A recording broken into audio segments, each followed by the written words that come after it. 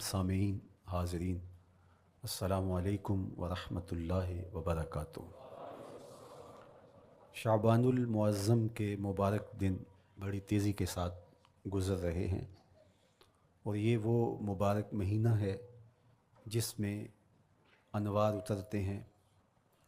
ام المومنین سیدہ عائشہ رضی اللہ تعالی عنہا فرماتی ہیں کہ حضور علیہ السلام کو رمضان المبارک کے بعد سب سے زیادہ روزے شعبان المعظم میں رکھتے ہوئے دیکھا ہے۔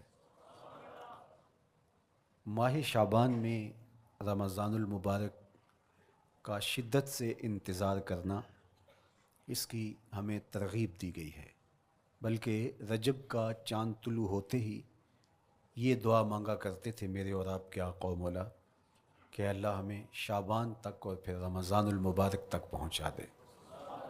اس مہینے کا آنے والے موسم نور کا استقبال کرنا، اس کے شوق میں بے تابیوں کا اظہار کرنا، یہ اللہ جل شانہ کے ساتھ محبت کی علامت ہے۔ شعبان المعظم کے دن گن گن کے گزارے جائیں کہ اتنے دن رہ گئے ہیں رمضان المبارک میں، اب اتنے دن رہ گئے ہیں رمضان المبارک میں۔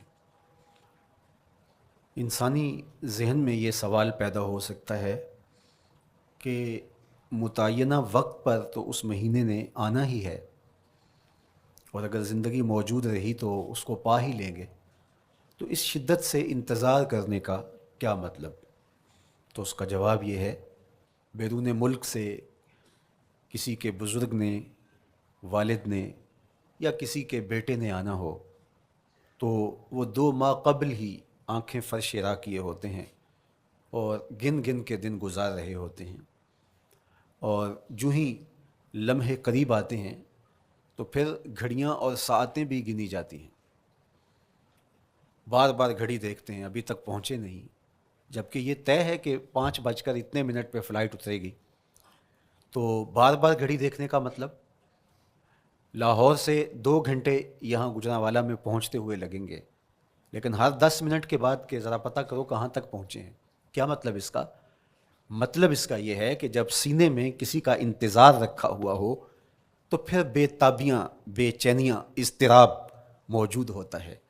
ہم دنیا کے لوگوں کے ساتھ جو ربط و رشتہ رکھتے ہیں اس کے مطابق ان کا انتظار ہوتا ہے۔ کچھ آنے والے ایسے بھی ہوتے ہیں جنہوں نے ہمیں بتایا ہوتا ہے کہ فلاں دن ہم پہنچیں گے، اور وہ دروازے پہ دستک دے رہے ہوتے ہیں اور ہم سو کے اٹھ رہے ہوتے ہیں، اور اچانک جب پتہ چلتا ہے کہ فلاں باہر دروازے پہ دستک دے رہے ہیں تو ہم استقبال تو کر رہے ہوتے ہیں، لیکن ہمارے ذہن میں یہ بھی ہوتا ہے وہ میں بھول گیا، تو اب تو یہ کام بھی میرے ذمہ ہے، تو مجھے یاد آ گیا ہوتا۔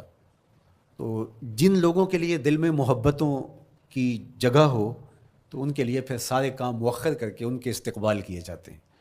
یہ مہینہ اللہ کی رحمتوں کا موسم بہار ہے، چھم چھم رحمتیں برستی ہیں، انوار اترتے ہیں، گناہگاروں کو آتش دوزخ سے نجات بخش دی جاتی ہے۔ تو اس کا استقبال کرنا، اس کے لیے انتظار کرنا، گن گن کے دن گزارنا، لمحے اور ساعتیں بسر کرتے ہوئے بار بار ماہ سیام کا ذکر کرنا، اس مہینے کے ساتھ محبت کی دلیل ہے، اور اس مہینے کے ساتھ محبت اللہ سے محبت کی دلیل ہے۔ اس لیے اس مہینے کا استقبال کرنا، اس کے لیے تیاری کرنا، اپنے گھر کو صاف کرنا، اس کے لیے اپنی اولاد کے دل میں شوق پیدا کرنا اور ماحول پہلے پیدا کرنے کی کوشش کرنا، تاکہ جو ہی یہ ماہ جلوہ گر ہو تو روزہ رکھنے کا مزاج پیدا ہو چکا ہو، تلاوت کلام مجید کا مزاج پیدا ہو چکا ہو، دیگر نوافل اور اچھے اعمال بجا لانے کی عادت پڑ چکی ہو۔ تو شعبان میں ہی اس کی تیاری ہوتی ہے تاکہ رمضان المبارک آتے ہی ہم پوری طرح سے مستعد اور فعال ہو کر کے اس مہینے کی برکتوں کو سمیٹ لیں۔ اللہ کے محبوب علیہ السلام نے ارشاد فرمایا کہ جب ماہ سیام آتا ہے فتحت ابواب الجنہ، تو جنت کے 8 دروازے کھول دیے جاتے ہیں۔ جنت تو اللہ جل شانہ کی کرم نوازیوں کا ایک ایسا خوبصورت منظر ہے کہ آج تک نہ کسی آنکھ نے اس کو دیکھا، نہ کسی کان نے سنا، اور نہ اس کا کوئی تصور کر سکتا ہے، ایسی خوبصورت بنائی ہے۔ وہاں کی ہوائیں جب چلتی ہیں تو گرد نہیں اڑتا، کستوری اڑتی ہے۔ وہاں دودھ کی، شہد کی، مائے معین، کوثر، سلسبیل کی نہریں بہتی ہیں، موتی زمرد کے محلات بنے ہوئے ہیں۔ وہ خوبصورت محل اور وہ خوبصورت جنت کا ماحول، لیکن اس کے باوجود اس خوبصورت جنت کو، مرصع جنت کو، نظیف ترین بقعۂ رحمت کو 11 ماہ تک رنگ و روغن کیا جاتا ہے رمضان المبارک کے استقبال کے لیے۔ اور جب یہ مہینہ آتا ہے تو اس کے دروازے کھول دیے جاتے ہیں، اور جنت کے 8 دروازوں میں سے ایک دروازے کا نام باب الریان رکھا گیا ہے، جو صرف روزہ داروں کے اعزاز و تکریم کے لیے ہے۔ روزہ دار اس دروازے سے گزر کے جنت جاتے ہیں۔ تو آپ اندازہ کیجئے کہ اللہ نے اس ماہ مبارک کو کیا عزت دی ہے، کیا پروٹوکول دیا ہے، کیا تکریم بخشی ہے، کہ نبیوں کا امام، امام المرسلین، خاتم الانبیاء، محبوب خدا اس مہینے کے لیے منتظر رہتے کہ یہ مہینہ آنے والا ہے، یہ مہینہ آنے والا ہے۔ حضرت سیدنا سلمان فارسی رضی اللہ تعالی عنہ فرماتے ہیں کہ شعبان کی آخری تاریخ کو حضور نے ایک خطبہ ارشاد کیا۔ بعض علماء نے کہا کہ یہ شعبان کا آخری جمعہ تھا، یا ہو سکتا ہے کہ آخری جمعہ 29 شعبان کو ہی ہو۔ تو رمضان المبارک سے قبل حضور نے یہ خطبہ ارشاد کیا، جو مختلف کتب احادیث میں موجود ہے۔ یا ایھا الناس، اے لوگو، قد اظلکم شہر عظیم، اللہ نے تمہارے اوپر ایک بہت پاکیزہ، پر نور، عالی مرتبت مہینہ سایہ فگن کر دیا ہے۔ شہر فیہ لیلۃ خیر من الف شہر، اس مہینے میں ایک ایسی رات ہے جو 1000 مہینے سے بہتر ہے۔ جعل اللہ صیامہ فریدہ و قیام لیلۃ تطوع، اس مہینے کے دن کے روزے فرض قرار دیے گئے اور راتوں کا قیام نفل بنایا گیا۔ تراویح کی صورت کے اندر راتوں کے قیام کا ماحول پیدا ہوتا ہے، صلاۃ اللیل پڑھی جاتی ہے، نوافل پڑھے جاتے ہیں کثرت کے ساتھ۔ یہ اس مہینے کی شانیں ہیں، یہ اس مہینے کی رونقیں ہیں۔ اس مہینے میں اللہ تعالیٰ نے خاص کرم نوازیاں عطا کی ہیں اہل ایمان کو۔ ومن تقرب فیہ بخصلۃ من الخیر کان کمن ادی فریضۃ فیما سواہ، ایک نفل کا ثواب ایک فرض کے برابر اس مہینے میں کر دیا جاتا ہے۔ ومن ادی فریضۃ کان کمن ادی 70 فریضۃ فیما سواہ، اور اگر کوئی ایک فرض ادا کرتا ہے تو اس کو 70 فرائض کا ثواب ملتا ہے۔ اس قدر نیکیوں کا اجر بڑھا دیا جاتا ہے، ان کی قیمت بڑھا دی جاتی ہے اس مہینے میں۔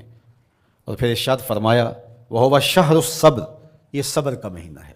ہونے کے باوجود بھی انسان تناول نہیں کرتا، ٹھنڈا میٹھا مشروب میسر ہے اور زبان کانٹا بن گئی، حلق خشک ہو گیا، لیکن اس کے باوجود بھی ایک گھونٹ حلق سے نیچے اتارنے کا روادار نہیں ہوتا۔ وضو کرتے بھی احتیاط کرتا ہے، کوئی قطرہ آب حلق سے نیچے نہ ٹپک جائے۔ تو یہ صبر سکھاتا ہے، جب ہو بھی تو انسان اس سے گریز کرے، تو جب ہوگا نہیں تو پھر انسان صبر کا عادی بن جاتا ہے، تو یہ صبر کی عادت ڈالتا ہے۔ یہ شہر الصبر ہے۔ پھر فرمایا والصبر ثوابہ الجنہ، اور سنو، صبر کا ثواب جنت ہے۔ جو شخص صابر ہوتا ہے اس کا صلہ جنت کی صورت میں عطا کیا جائے گا۔ وشہر المواسات، اور یہ ہمدردی کا مہینہ ہے، باہمی پیار کا مہینہ ہے، الفتیں بانٹنے کا مہینہ ہے، نرم دلی کا مہینہ ہے، ایک دوسرے کے احساس کا مہینہ ہے۔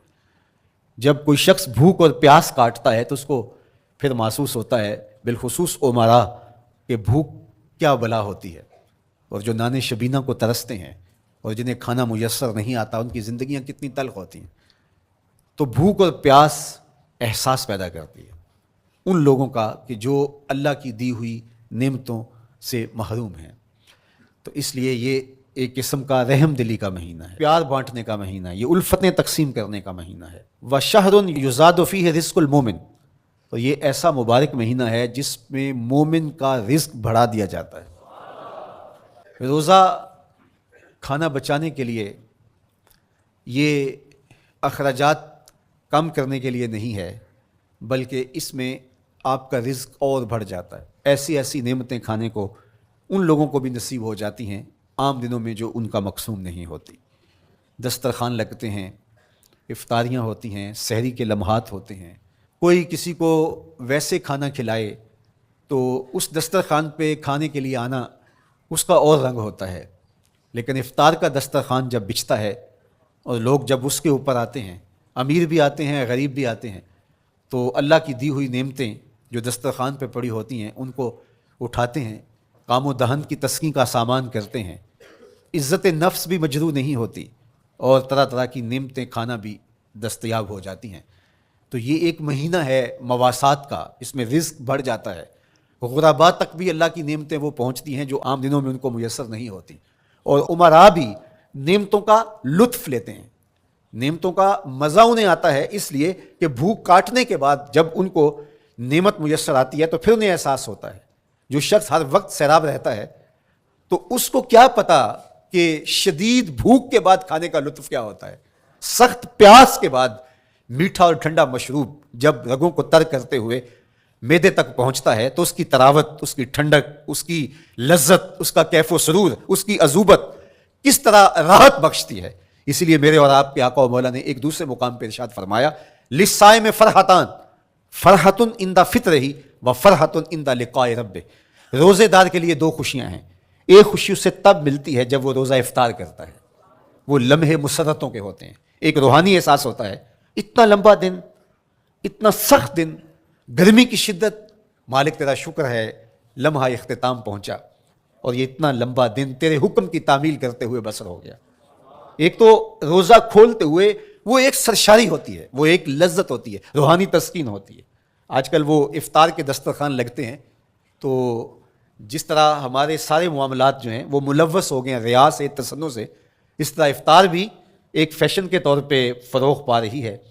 تو اس میں امراء کو اور شخصیات کو بلایا جاتا ہے اور ایسے لوگ کثرت کے ساتھ ہوتے ہیں جن کا روزہ بھی نہیں ہوتا، تو پھر ظاہر ہے رسماً تو اتنی دیر تک وہ کچھ نہیں اٹھا سکتے جب تک اذان کی آواز نہیں آتی، افطار کے لمحے نہیں آتے۔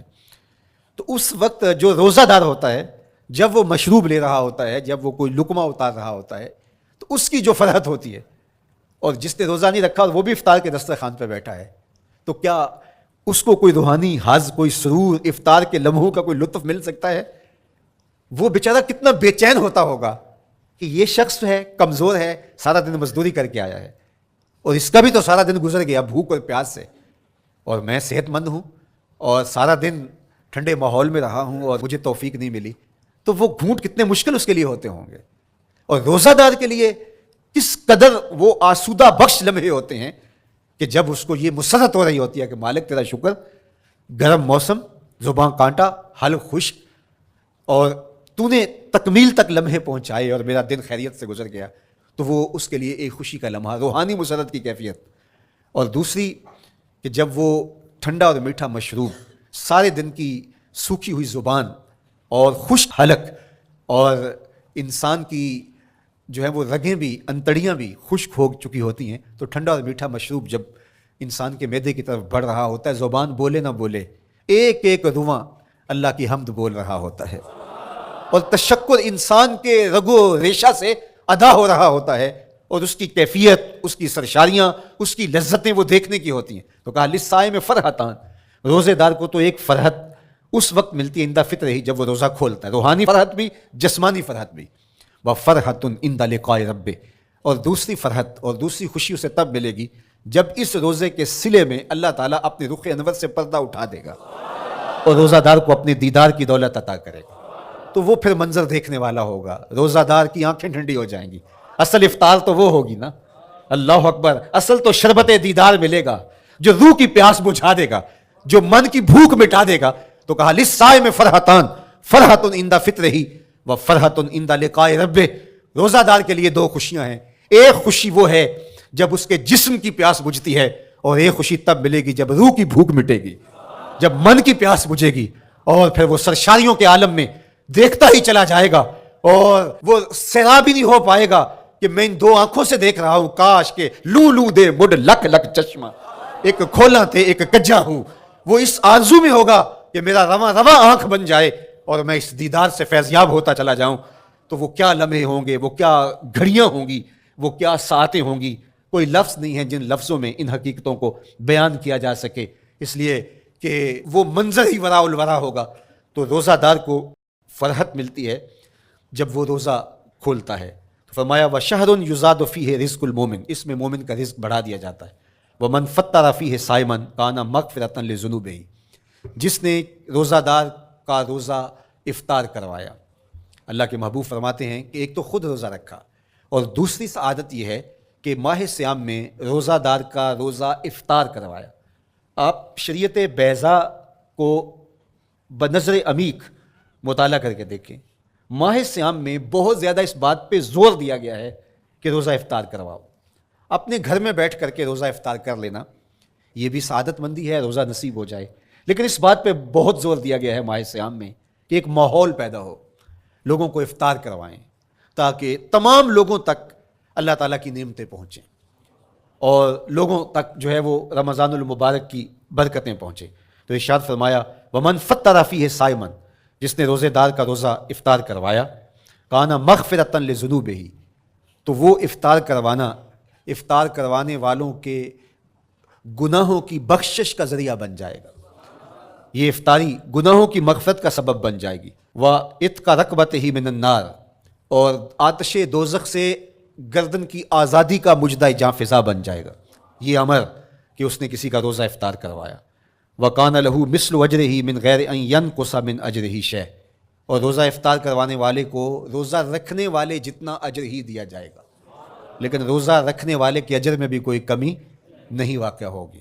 جتنا اس نے سارے دن کی بھوک اور پیاس کاٹ کر کے تکلیف اٹھا کر کے روزہ رکھا، جس نے شام کو اس کو افطار کر دیا اتنا ہی ثواب اس کو عطا کر دیا جائے گا، اس کا اجر کم کیے بغیر.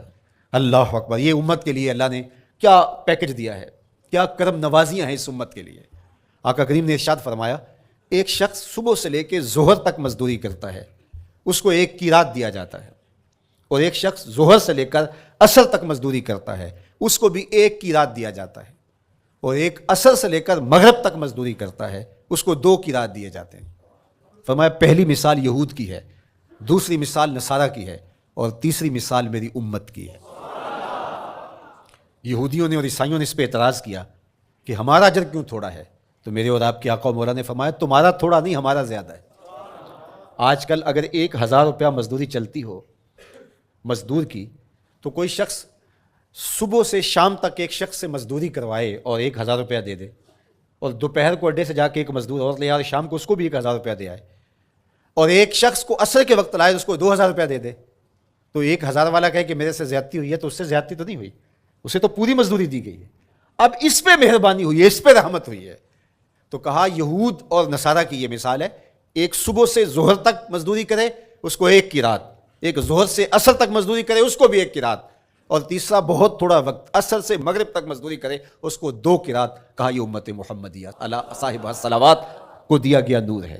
تو ایک شخص نے سویر سے لے کر شام تک روزہ رکھا، بھوک کاٹی، پیاس کاٹی، سخت شدت کی گرمی سہی، اور ایک شخص نے شام کے وقت اس کو روزہ افطار کروا دیا. اور سنو حضور علیہ الصلوۃ والسلام کا فرمان، جب حضور نے فرمایا کہ اس کو پورا اجر ملے گا پہلے کے اجر کو کم کیے بغیر، تو صحابہ کا تو دل تڑپنے لگا کہ یہ کتنی بڑی بات ہے.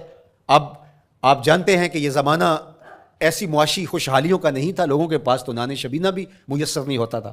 تو صحابہ نے جو سوال کیا، قالوا یا رسول اللہ صلی اللہ علیہ وسلم، انہوں نے کہا اے اللہ کے پیارے رسول صلی اللہ علیہ وسلم، لیسا کلنا یجد ما یفطر الصائم، ہم میں سے تو ہر بندہ یہ طاقت نہیں رکھتا کہ روزہ دار کو روزہ افطار کروا دے. تو یہ اتنی بڑی سعادت، تو یہ تو پھر اہل زر ہی یہ سعادت حاصل کر پاتے ہیں. ہمارے جیسے لوگ تو پھر جو مال و دولت نہیں رکھتے تو وہ تو پھر یہ سعادت نہیں حاصل کر پائیں گے. تو میرے اور آپ کے آقا مولا نے کیا فرمایا؟ قال، حضور نے ارشاد فرمایا یؤتی اللہ ھذا الثواب، یہ ثواب اللہ اس شخص کو بھی عطا کرے گا. من فطر صائما علی مزقۃ لبن او تمرۃ او شربۃ من ماء، فرمایا کہ یہ اجر اللہ اس کو بھی عطا کرے گا جس نے کسی کا روزہ 1 گھونٹ دودھ سے کھلوا دیا، یا 1 کھجور سے کھلوا دیا، یا پانی کے 1 گھونٹ سے اس کا روزہ افطار کروا دیا. لازمی نہیں ہے کہ دسترخوان سجا ہو، انواع اقسام کے کھانے پڑے ہوں اور وہ افطاری ہی افطاری قرار پائے گی. جس نے کسی کو وہاں باہر ٹوٹیوں سے پانی کا گلاس بھر کے، کٹورا بھر کے سادہ پانی بھی پیش کر دیا تو اس کو بھی ثواب مل جائے گا. کتنا ثواب ملے گا؟ پورا روزہ رکھنے کا ثواب اس کو ملے گا. کتنی رحمتوں کی لوٹ سیل لگی ہے. کوئی ایسے بھی بانٹتا ہے، کوئی ایسے بھی کرم نوازیاں ہوتی ہیں، لیکن میرے رب کے خزانے کتنے کھلے ہیں۔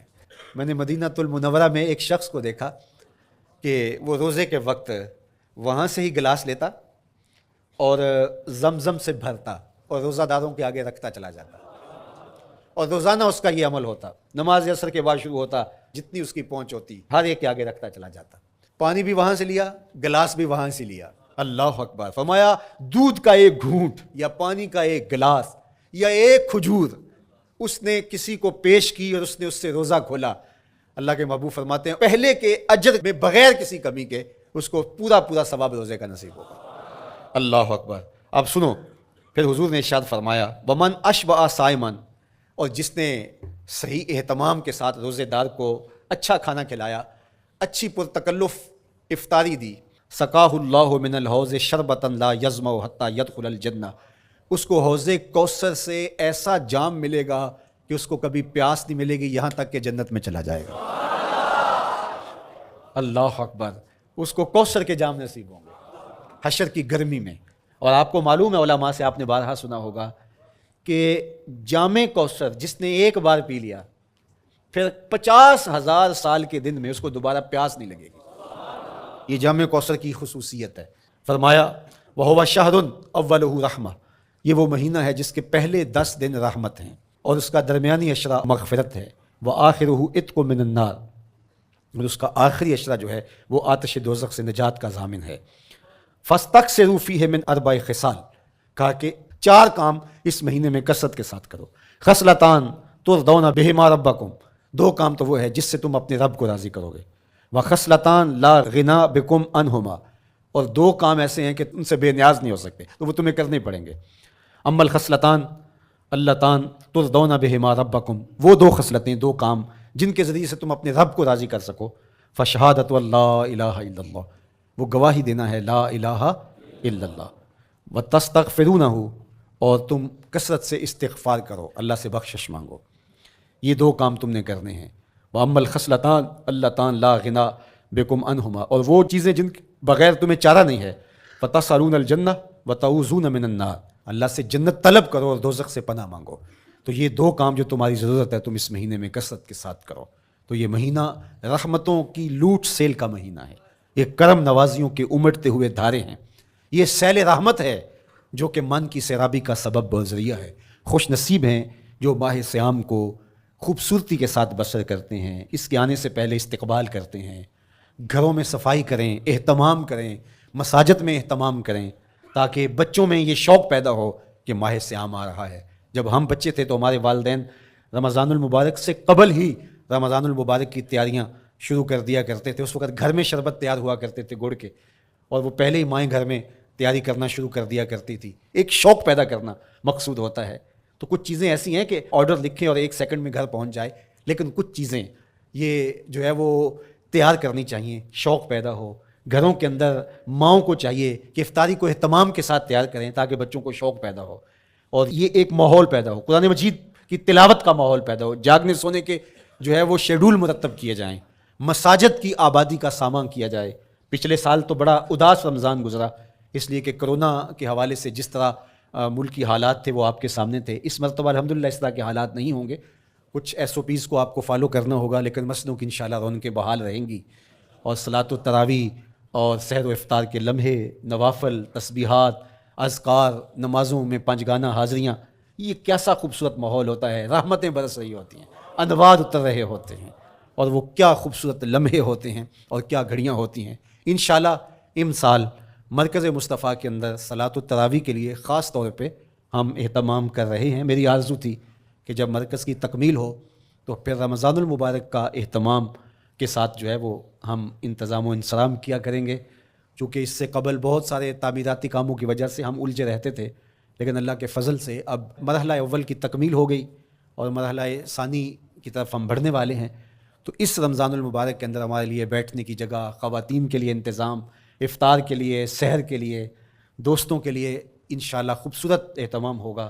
بہت اچھے قاری قرآن جو ہے وہ صلاۃ التراویح پڑھائیں گے، تو وہ میٹھے اور دل آویز لہجے اور مرکز کا ماحول انشاءاللہ ذکر و فکر کے حلقے بھی ہوں گے، دروس قرآن کے حلقے بھی ہوں گے، تو ایک ماحول انشاءاللہ پیدا ہو، اور انشاءاللہ میں بھی آپ کے ساتھ ماہ صیام میں موجود رہوں گا، افطار کے لمحوں میں بھی، سحر کے لمحوں میں بھی، تراویح میں بھی، نمازوں میں بھی انشاءاللہ۔ اور پھر جب ہم ہوں گے تو ماہ صیام ہوگا، رحمت کی گھڑیاں ہوں گی، اترتے ہوئے انوار ہوں گے، محبتوں کا ہجوم ہوگا، افطار کے میلے ہوں گے، سحری کے خوشگوار لمحے ہوں گے، قرآن کی دل نواز صدائیں ہوں گی، اور مرکز مصطفیٰ کا نورانی پرکیف سربدی ماحول ہوگا، اور ہم اپنے رب سے اس کی رحمتیں طلب کریں گے۔ اللہ ہم سب کو اپنی پناہوں کا حصار دے۔ والسلام علیکم ورحمۃ اللہ۔